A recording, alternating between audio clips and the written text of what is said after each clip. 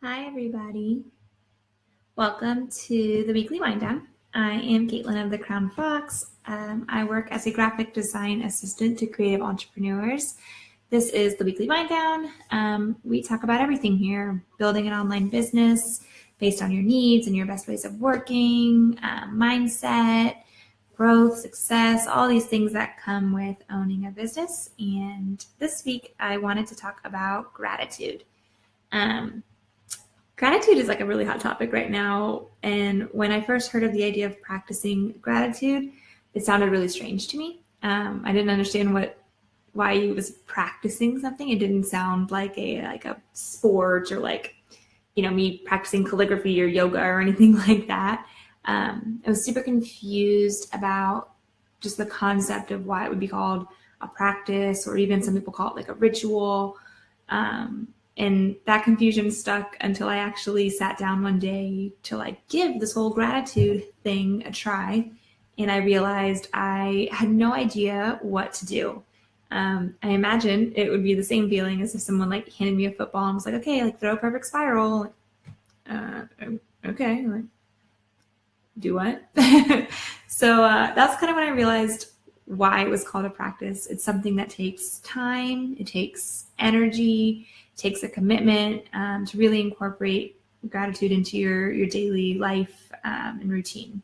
Sadly, it doesn't come as naturally as you think it should. But the good news is that having a gratitude practice is not very hard. It requires no hand-eye coordination, and you have pretty immediate results, which I'm one of those people that needs to see results pretty quickly to stick with things. Hence why I don't do diets. So anyways, I started incorporating gratitude into my daily life over a year ago, but I wasn't incredibly consistent at first. Over the past few months, however, gratitude has become a part of my morning ritual and my evening ritual. But in the morning, it's something that if I skimp on or if I miss altogether, it makes me feel a little bit off. And some of the benefits of doing it, it's improved my stress levels dramatically, improved my happiness levels, my productivity levels, which all ties down to my income and really just my overall view on the world, just to name a few small things. If I look back, the best times in my business history, if they were plotted on a graph, it would coincide really well with the times that I'm taking some time in my day to practice gratitude. And I don't think that's a fluke. I think gratitude is to blame for nearly all of the positive things that I have in my life and my business lately. But for the purposes of this, let's focus on what gratitude and what the gratitude practice can do for your business. So the first one, and perhaps the most important one, is just overall less stressful days. On a personal note, I don't handle stress well. My natural way includes bottling everything up and having a meltdown over some very small, insignificant trigger. The most recent episode that I can think of involved me being overwhelmed because the gym was too full and I needed to do a workout that I thought was embarrassing. It included things like burpees, which, people shouldn't have to witness me doing. And for some reason, because I'd been bottling up a lot of stress, that sent me over the edge.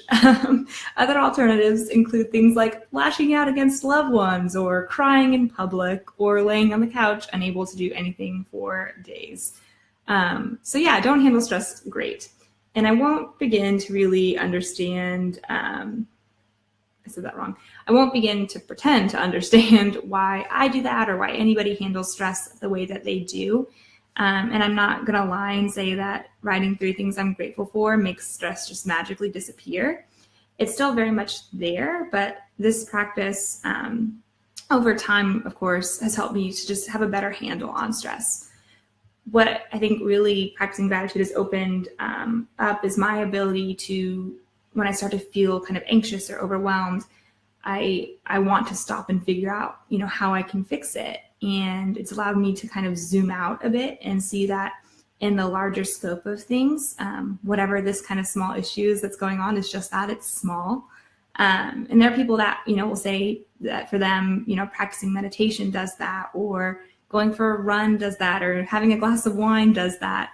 But for me, I really tie that ability to my gratitude practice. So I did a little research and there are a lot of scientific studies going on because, I mean, I'm sure you know gratitude is like such a hot topic right now. So there's people like studying really the effects of what gratitude does to people and why it impacts them in such a positive way. And one of the ways that it shows up like actually physically in your body is with lower cortisol levels, which I'm not a sciencey person over here, but I do know that cortisol is the stress hormone, and that's something that we don't want to have too much of. So I don't know if I can't really honestly tell you if my cortisol levels are any different, but I can tell you from an actual experience that the days when I practice gratitude and I'm doing it consistently, those are some of my calmest, easiest, least stressful days. And, you know, the same stuff is going on in my life and in my business. It's just that I can cope a lot better. So as an entrepreneur, you know, stress is inevitable. We're out here, we're trying to make something out of nothing. And we're trying to profit from it. And it's risky and it's scary and it's definitely stressful. But having a gratitude practice can help ease some of that overwhelm and let you, you know, think clearer and produce better and have less like me at the gym crying over burpees moments. Which is always a positive, right? Another huge benefit I've seen since incorporating gratitude practice into my daily life is honestly just seeing more opportunities for growth and for success. Now that maybe to you sounds like far-fetched or like happy coincidence, but I really think that there's logic to this idea. So I won't get too into like the law of attraction or anything too woo, but you've probably heard of this idea or experienced it where you express an interest in something and then suddenly it's everywhere. The common example people use is when you go to buy a new car and then suddenly you keep seeing that car everywhere. You see it at the grocery store or in line in front of you at Starbucks or whatever.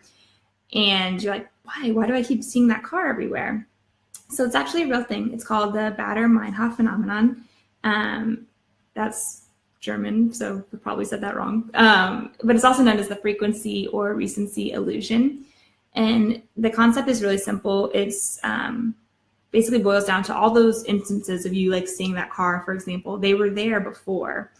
But because you put this car into your mind and you spent time, you know, researching it and going and driving one and probably buying one, your brain starts to automatically give that more attention. You start to subconsciously think about the car. And it's always kind of sitting in the back of your brain, ready to jump at the excitement of seeing it. And then you do see it and you feel validated and it's, you know, it's popping up everywhere. And that continues the cycle of you kind of thinking about it in the back of your mind. So here's how, in my opinion, and other people's opinions as well, that applies to gratitude. You think about things that you're grateful for. You take time to appreciate the good things you have in your life and you start to notice them more and more. It's not magic or mysticism or anything from the land of woo, though that is a really fun land. But it's really just your brain doing what your brain does best, which is looking for patterns and looking for connections and finding them. So in business, an example of how this works, it actually happened to me a few weeks ago, and it's something I didn't really notice at the time, but when I was writing this, I could see it really clearly. I had one morning when I was doing my gratitude, I had wrote down that I was really grateful to have clients that I view as friends and have like a, you know, a really friendship-based client list and have real connections with people. And, you know, later on that day, an opportunity presented itself for me to reach out to one of my clients and just congratulate them on something that had been going on in their business that didn't really pertain to me or our work together. And it was a nice, you know, quick exchange, but it ended in her stating basically like, you know, our personalities are so great kind of thing. I have someone that I think would be a really good fit for you client-wise. Let me set up a referral, which is great for me because then I get another client that is someone that I can really connect with and be friends with. And that's not to say like that whole moment couldn't have happened without, you know, gratitude or whatever. But to me, it seems really clear that because I put out into the world that I'm grateful for these like friendships with clients, and maybe at some level that made me, you know, more inclined to reach out and connect with them over something and kind of further that exchange and get to the part where they referred somebody to me. Other ways that I've seen gratitude impact my business that are maybe a little bit less obvious in that example are just the ability, again, to see that bigger picture and see opportunities that maybe I normally would gloss over. because it's something, that's not immediately needed or wanted. I also start to see things that are, potentially bad as opportunities. You become one of those silver lining people. An example of that is something else that's happened to me recently, ending a relationship with 2 separate clients. That's obviously like something that can be really stressful, especially working the way that I do on retainer like that. So that could have really sent me into a tailspin. But in reality, those 2 clients, it was an amicable ending of just a project that we had been doing together that was long-term. Nothing was, negative against me or against them or anything like that. And I started to realize that, some of the work I'd been doing for them was pretty stressful for me. It was a pretty big project and a lot of like deadlines. And so maybe that ending was opening up space in my business to take on a client that was a better fit. And that could be more income with less stress. So really being able to like see that and be grateful for, the chance to work with them, but the chance to bring in somebody new, which the next day I did. So, it all worked out. And, I put a lot of that positive mindset, going back to gratitude really, because me 2 years ago or me a year ago in that experience would have just shut down and the week would have been ruined and I would have been, devastated over, not having these clients anymore or something like that, and not put myself back out there to find an even better client.